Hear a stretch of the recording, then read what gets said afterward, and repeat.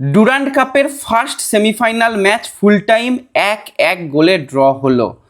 তো ইস্টবেঙ্গল কি লড়াইটাই দিয়েছে, এই লড়াই মনে রাখতে হবে। ফুটবলে লাখ শব্দটার প্রয়োজন হয়, সেটা আজকে ইস্টবেঙ্গলের একদমই ছিল না প্রথম 90 মিনিটে, সেটা বলতেই হয়।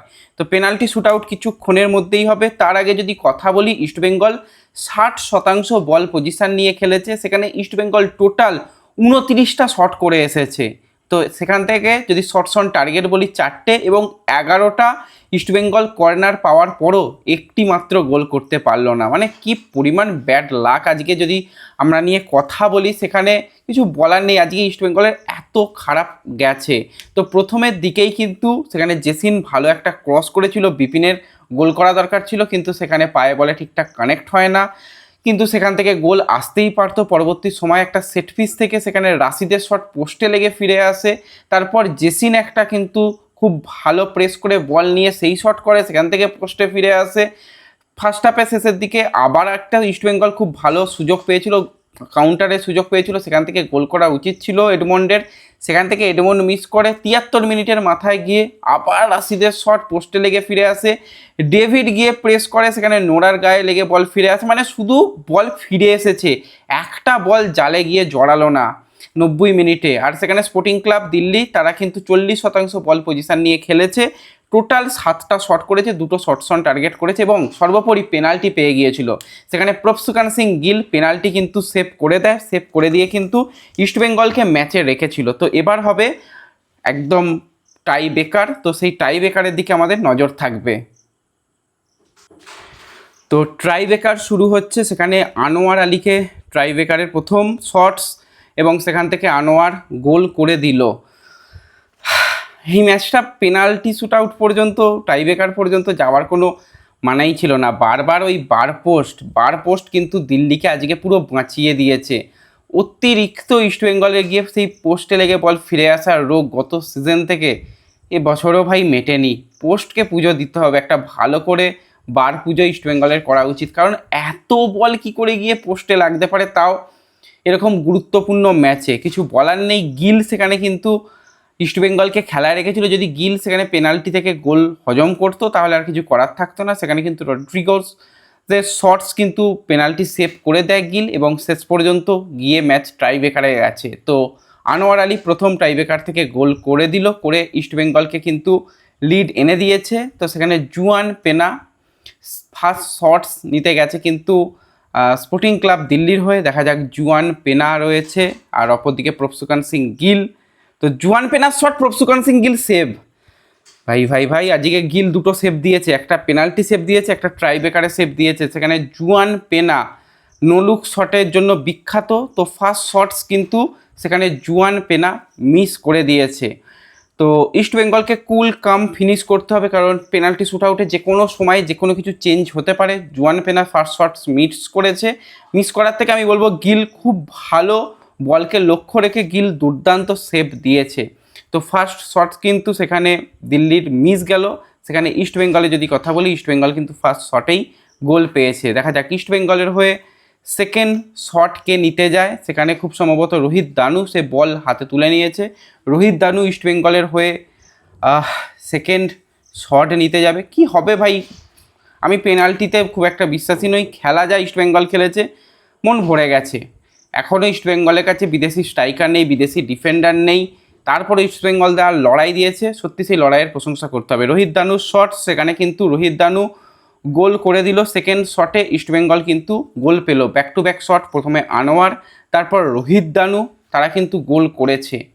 তো অপরদিকে গিল কিন্তু আজকে ম্যাচে আমার চোখে তো দুর্দান্ত পেনাল্টি সেভ করে ইস্টবেঙ্গলকে খেলায় রেখেছিল। তা নাহলে তো ইস্টবেঙ্গল ওই এক গোলেই হেরে যেত। সেখানে প্রথমে পেনাল্টি সেভ করে, এবং সেখানে Juan Pena one of the best player এই স্পোর্টিং ক্লাব দিল্লির। তো সেই জুয়ান পেনার ফার্স্ট শট কিন্তু সেখানে প্রভসুকান সিং গিল সেভ করে। এটা কিন্তু একটা দারুণ আজকে গিলের জন্য দিন যাচ্ছে। আবার ভাই গিলকে ইয়েলো কার্ড দেখিয়ে দিল, জানি না কেন গিলকে ইয়েলো কার্ড দেখালো। সেই রড্রি, যার 7-7টি গোল অলরেডি ডুরান্ড কাপে হয়ে গেছে, নাম্বার 7 জার্সি, স্পোর্টিং ক্লাব দিল্লির প্লেয়ার। তো সেই রড্রির শট দেখা যাক, শট কিন্তু এবার গোল। এই রড্রির পেনাল্টি সেভ দিয়েছিল কিন্তু গিল, তো সে আবার কিন্তু গোল করে দিল। তো দুটো করে শট, একটা মিস করেছে স্পোর্টিং ক্লাব দিল্লি এবং দুটো শটে দুটোই গোল করেছে ইস্টবেঙ্গল। আর হ্যাঁ, আমরা এই ব্রাজিলিয়ান প্লেয়ারকে নিয়ে অনেক কথাই বলছিলাম যে প্রচণ্ড প্রেস করে, প্রচণ্ড কিছু করে, কিন্তু আজকে বারবারই কিন্তু ইস্টবেঙ্গলের যে মিডফিল্ড, সেই মিডফিল্ডের কাছে আটকে গেছে এই নাম্বার 7 স্পোর্টিং ক্লাব দিল্লি। তো ইস্টবেঙ্গলের হয়ে তৃতীয় শটস নিতে গেছে লালচংনুঙ্গা, যাকে পরিবর্তক প্লেয়ার হিসাবে নিয়ে আসা হয়েছিল। তো লালচংনুঙ্গা শট কিন্তু সেখানে গোল হয়েছে, পরপর 3টে শট কিন্তু ইস্টবেঙ্গল গোল পেয়েছে। আর স্পোর্টিং ক্লাব দিল্লি দুটো শট মেরেছে, সেখানে একটি জোয়ান পেনার শট সেভ করেছে প্রভসুকান সিং গিল, আর রড্রি গোল করেছে। তো দেখা যাক, এখনও তো শট বাকি রয়েছে, কি হবে শেষ পর্যন্ত, কোথায় গিয়ে থামবে বলা খুবই মুশকিল। তো দেখতে থাকি কি হয় না হয়। হ্যাঁ, আর একটা ব্যাপার, লালচংনুঙ্গা কিন্তু আজকে ইস্ট বেঙ্গলের জার্সি গায়ে নিজের 100তম ম্যাচ খেললো। এটাও কিন্তু একটা খুবই ভালো রেকর্ড। লালচংনুঙ্গা সেই অনেক দিন ধরে ইস্ট বেঙ্গলে রয়েছে, এবছর নতুন করে আবার কন্ট্রাক্ট এক্সটেন্ড করেছে। তো সে কিন্তু ইস্ট বেঙ্গলের জার্সি গায়ে 100তম ম্যাচ খেলছে, এটা কিন্তু লালচংনুঙ্গার জন্য খুবই ভালো ব্যাপার। এবং সেখানে পেনাল্টি থেকে লালচংনুঙ্গা গোল করেছে। তো তাদের আরও একজন কলম্বিয়ান প্লেয়ার, খুব সম্ভবত বিদেশি প্লেয়ার, তৃতীয় শট নিতে এসেছে স্পোর্টিং ক্লাব দিল্লির হয়ে। এখানে প্রভসুকান সিং গিল কিছুটা সময় নিচ্ছে, সেখানে গ্লাভস একবার খুলে রেফারির সঙ্গে কথাবার্তা বলছে। অলরেডি গিল আবার পেনাল্টি শ্যুট আউটে এসে একটা ইয়েলো কার্ড খেয়ে আছে, তো গিলকেও কিন্তু সতর্ক থাকতে হবে।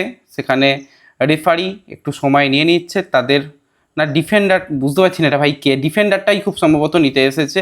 তো তাদের যে ডিফেন্ডার, সেই ডিফেন্ডার কিন্তু তৃতীয় শট নিতে এসেছে এবং তৃতীয় শটে কিন্তু গোল। তার মানে 3টে করে শট, ইস্ট বেঙ্গল 3টে শটে 3টেই গোল করেছে। অপরদিকে স্পোর্টিং ক্লাব দিল্লি 3টে শটে 2টো গোল করেছে এবং একটি গিল সেভ করেছে। ইস্ট বেঙ্গলের হয়ে চতুর্থ শট নিতে প্রস্তুত ইস্ট বেঙ্গলের নাম্বার 8 অর্থাৎ ক্রিস ইকোনমিডিস, তাকে শট নিতে পাঠানো হয়েছিল এবং সেও কিন্তু গোল করে। তো ইস্ট বেঙ্গল কিন্তু 4টে শট 4টেই গোল করে দিয়েছে। সেখানে কিন্তু ক্রিস ইকোনমিডিস সে কিন্তু ইস্ট বেঙ্গলকে গোল করে এগিয়ে দিল।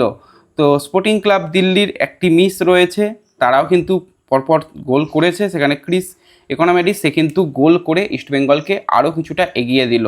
তো এই শটটা যদি গিল সেভ করে দেয় তাহলে তো মিটেই গেল। তো এই শটটা কিন্তু হতে চলেছে ভীষণ ভীষণ ভাইটাল। তো দেখা যাক এই শটকে নিতে আসে। সেখানে স্পোর্টিং ক্লাব দিল্লির নাম্বার 23 সে কিন্তু শটস নিতে এসছে, মোহাম্মদ আইম্যান নাম্বার 23 সে শট নিতে এসেছে এবং সেখান থেকে গোল, সেও কিন্তু গোল করে দেয় স্পোর্টিং ক্লাব দিল্লির হয়ে। তো 4টে করে শট, 4টে শটে ইস্টবেঙ্গল 4টি গোল, স্পোর্টিং ক্লাব দিল্লি 4টে শটে 3টে গোল। ইস্টবেঙ্গল যদি এই শটটা, এবার পঞ্চম শটটা তো আরও ভাইটাল, পঞ্চম শট ইস্টবেঙ্গল গোল করে দিলে ইস্টবেঙ্গল সেক্ষেত্রে ফাইনালে কোয়ালিফাই করে যাবে। দেখা যাক পঞ্চম শট কে মারতে আসে, ভীষণ ভীষণ ভাইটাল শট হবে। এবং সেখানে ক্যাপ্টেন রাশিদ সে কিন্তু নিজে হাতে বল তুলে নিয়েছে। রাশিদ আজকে প্রচুর পরিশ্রম করেছে সারা ম্যাচ জুড়ে। সেখানে রাশিদ দুটো যেখান থেকে শট, একটা সেট পিস পোস্টে লেগে ফিরে আসে, রাশিদের আরও একটি শট, সেটা আরেকবার কিন্তু গিয়ে সেই পোস্টে বারবারই আটকে যাচ্ছিল। রাশিদ কিন্তু পুরো মাঠ জুড়ে খেলেছে, প্রচুর পরিশ্রম করেছে এবং স্পোর্টিং ক্লাব দিল্লি শক্তিশালী দলের বিরুদ্ধে কিন্তু রাশিদ ভালো ফুটবল উপহার দিয়ে ফাইনালি ক্যাপ্টেন রাশিদ ইস্ট বেঙ্গলকে পৌঁছে দিল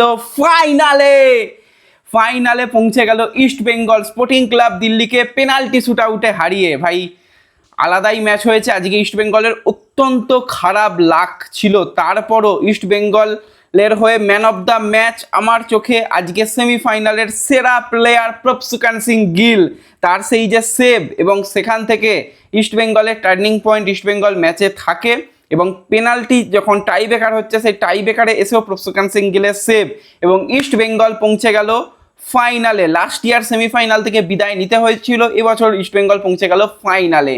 তো কীরকম লাগছে কমেন্টে জানিও।